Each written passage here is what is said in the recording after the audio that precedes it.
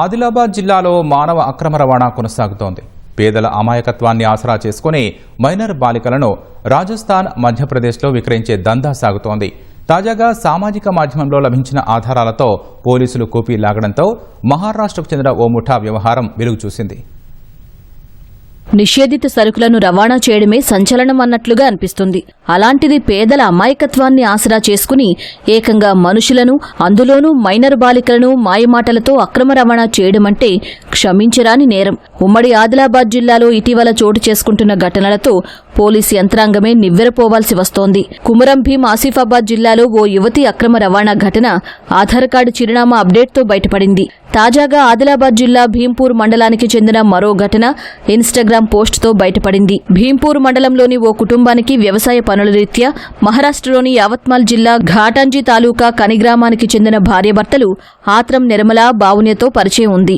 దీన్ని ఆసరా చేసుకుని ఆత్రం నిర్మల, బావున్య మాయమాటలు చెప్పి భీంపూర్ మండలంలో పెద్దమ్మ దగ్గర ఉండే ఓ మైనర్ బాలికను కుటుంబంలో పండగ ఉందని చెప్పి ఈ నెల 2న రాజస్థాన్లో కోటా సమీపంలోని కరణ్ అలియాస్ భగత్ మీనాకు 10,000 రూపాయలకు విక్రయించారు. తాజాగా మైనర్ బాలిక అన్న తన ఇన్స్టాగ్రామ్లో తమ పండుగకు చెందిన ఓ వీడియోను పోస్ట్ చేశాడు. దాన్ని కరణ్ ఫోన్లో చూసిన మైనర్ బాలిక లైక్ చేసింది. లైక్ చేసిన గుర్తు తెలియని వ్యక్తి ఎవరని బాలిక సోదరుడు ఆరా తీశాడు.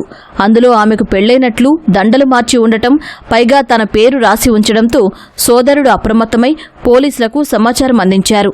రంగంలోకి దిగిన భీంపూర్ సీఐ సాయినాథ్, ఎస్ఐ ప్రేమ్ సింగ్ మహారాష్ట్రలోని ఆత్రం నిర్మల, భావున్యను అరెస్టు చేయగా బాలికను పెళ్లి చేసుకున్న రాజస్థాన్కు చెందిన కరణ్ అలియాస్ భగత్ మీనా పరారీలో ఉన్నాడు. కరణ్పై అత్యాచారం, పోక్సో కింద కేసు నమోదు చేసి గాలిస్తున్నట్లు ఆదిలాబాద్ డీఎస్పీ జీవన్ రెడ్డి మీడియా సమావేశంలో వెల్లడించారు. ఇద్దరు వ్యక్తులు లాభాపేక్ష గురించి ఒక అమాయక కుటుంబాన్ని ఐడెంటిఫై చేసి జూన్ 2 నాడు ఈ 16 సంవత్సరాల అమ్మాయిని మా ఇంటి వద్ద ఫంక్షన్ ఉన్నదని, నువ్వు రా, వస్తే ఫంక్షన్ అయిన తర్వాత మళ్ళీ తీసుకొస్తామని చెప్పి నమ్మించి వాళ్ళ ఇంటికి తీసుకుపోకుండా డైరెక్ట్ నాగ్పూర్ కు బస్సులో తీసుకెళ్లి నాగ్పూర్ నుంచి ట్రైన్ లో రాజస్థాన్ స్టేట్ తీసుకెళ్లి అక్కడ నుండి కోటా తీసుకుపోయిన తర్వాత కోటా వద్ద ఉన్న ఒక విలేజ్ తీసుకెళ్లి అక్కడ ఒక అబ్బాయికి ఇవ్వడం జరిగింది. ఆ అబ్బాయి వద్ద నుంచి కొన్ని డబ్బులు కూడా వీళ్ళు తీసుకోవడం జరిగింది. ముఠా సభ్యులు అంటే వీరి డబ్బుల గురించి ఒక మైనర్ అమ్మాయిని తీసుకుపోయి అక్కడ అప్పచెప్పడం జరిగింది. వీరిపై అమ్మాయిల అక్రమ రవాణా, తర్వాత రేప్, పోక్సో యాక్ట్ కింద కేసు నమోదు చేసి అరెస్ట్ చేయడం జరిగింది. రూరల్ ప్లేస్ లో కూడా ఒక మైనర్ అమ్మాయి మిస్ అయితే కిడ్నాప్ కేసు నమోదు చేసాం. ఆ కేసులో కూడా కొంచెం మాకు అనుమానంగా ఉన్నది.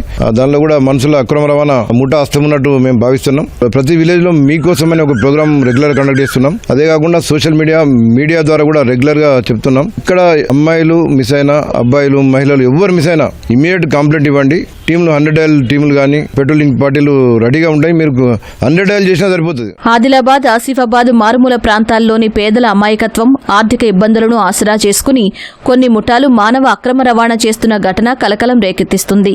మరోపక్క ఉత్తర భారతానికి చెందిన మరికొంతమంది ఉన్నత కుటుంబాల ముఠాలు తమ సామాజిక వర్గాల్లో పెళ్లిళ్లకు ఆడపిల్లల కొరత ఉందనే నెపంతో ఉమ్మడి ఆదిలాబాద్ జిల్లా పట్టణ ప్రాంతాలపై దృష్టి సారించడం మానవ అక్రమ రవాణాకు దోహదం చేసినట్లు వెల్లడవుతోంది.